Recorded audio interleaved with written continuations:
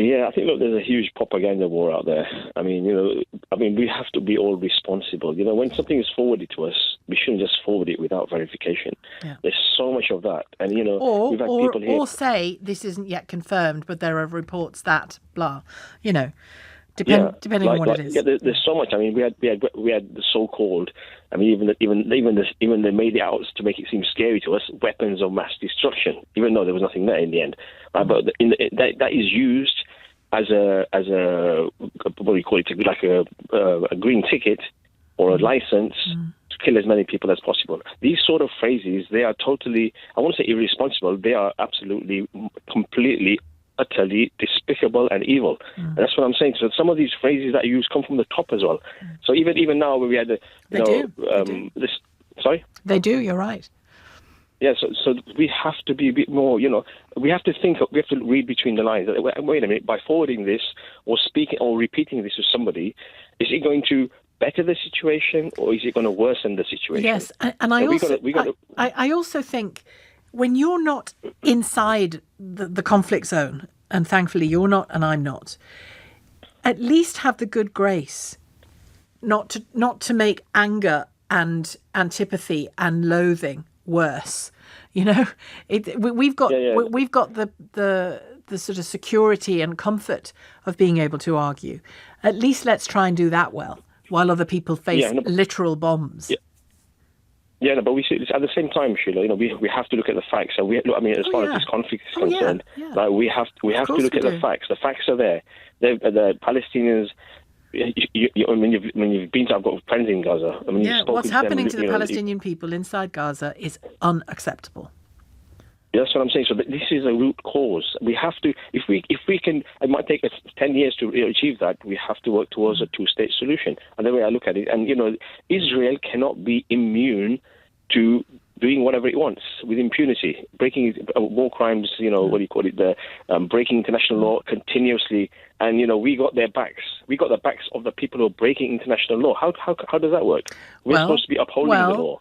We're supposed to be upholders of the law. I know, but Yusuf, the problem is their enemy, and I imagine you would agree with me, that their enemy is Hamas, who aren't bound by international law, other than in the obvious personal moral way, because they aren't a state and they operate like a terrorist organisation, because they are a terrorist organisation. Sheila, going back to the 7th of October, for example, right? Now, yes, nobody agrees. Like I said, I'll be the first person to rush out the house if anybody was hurt in any way around my house, no matter regardless of whatever background from. I'll be the first one to rush out and help and assist. Even if I was there, but believe me, even if I was there at that time when Hamas and other entities were there in that area, I would have. Believe me, I'd stand in front of them, even if a bullet was coming my way. That's how I am. Well, a bullet would come your way. I would support the oppressed. But a bullet would come your way if you defied Hamas in that circumstance. No, it doesn't matter. It doesn't matter. I'll be honest with you. It doesn't matter to me. I'm not bullets and guns and machinery and war. They don't scare me one bit. I'll be honest with you. It doesn't scare me. Because look, my time is. I believe my time is. If I can be sitting on my sofa at home, if my time is up, my time is up. If I'm going to take a bullet for somebody, I'd rather die doing something good than sit there doing nothing or supporting the oppression. So what I'm saying is that look, even in if you remember back to 1994, 25th February 1994, right? But if you remember Baruch Goldstein, the Israeli settler, who went into Ibrahimi Mosque in Hebron, and 4 minutes into the prayer where people were kneeling down in sujood, we call it, with the head on the floor in the ground, he massacred 29 people, of them 12-year-olds as well, 11, 12-year-olds. Yeah. Now the world didn't. What I'm saying, under the same situation, the world didn't say, right, let's bomb Israel because this is what let's go and flatten Israel because this guy was an extremist.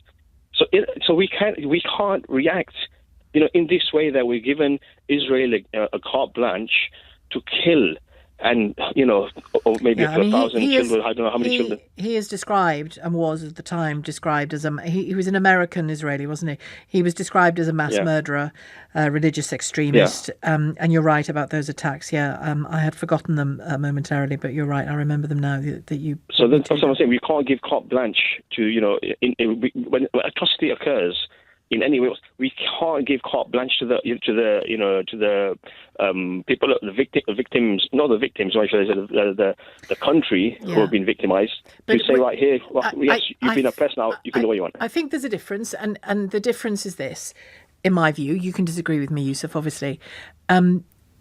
Without a doubt, what he did was a terrorist attack aimed at Muslims through hate, without a doubt.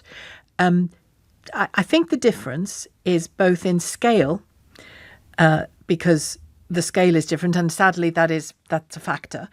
That Israel has, on both sides, Israel and Hamas, come to some kind of strange and awful, and in no way was it ever going to be a permanent solution, kind of violent accommodation of rocket attacks, followed by rocket attacks, followed by rocket attacks, intermittent terrorist attacks by Hamas inside Israel. You can't ignore the blockade and the conditions in which Gazans live because of the rules around the border with Israel. Israel would argue that's them defending their borders, but, I know there are serious humanitarian questions around that blockade, and I have plenty of them myself around that blockade. But I think the difference here is that the attack on Israel on October the 7th was on such a scale that, and I'm not saying those Muslim lives that you describe matter any less than the Israeli lives that were lost on Saturday. They absolutely do not. But I'm just describing the nature of the events and the implications of the events. And the implication, it seems to me, of the October the 7th attack is that it was an invasion into Israel by another group. They're not a state, but essentially another state. An invasion into Israel, a ground invasion into Israel, in which over 1,000 civilians were killed and brutally killed as well. And I do think there's a difference, Yusuf, not in the value of the lives, but in the scale of the attack, therefore the scale of the response. Can I just make one last point? But just before you do, this is not me saying that the humanitarian crisis in Gaza can be allowed to continue. It should not be. No, 1 second. Just one last point, and then obviously you've got to go to the break. I understand that. That's what I'm saying. You're saying, Hamas invaded Israel, right? Yeah. But look, if you look back 70 years, who's invaded who? And what about all these illegal settlements? They're continuously invading in the West space. Bank. They're continuously harassing. And we've talked about that. We are talking about that on this program as well. Yeah, but Sheila, what I'm saying, the solution is, stop.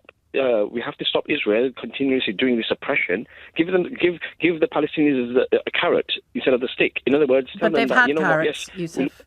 They've had carrots. Sorry? They've had carrots. No, and don't forget, they've had very little carrots. I believe. If we tell them we're working towards a two-state solution with all the partners around, I think then I'm sure all this will stop. I think they've had terrible leadership, but there's a difference between talking about the Palestinian people and Hamas when it comes to Gaza in particular. I absolutely take what you say about the behaviour of some extreme Israeli settlers in the West Bank and that attack. Thank you for reminding me of it in 1994.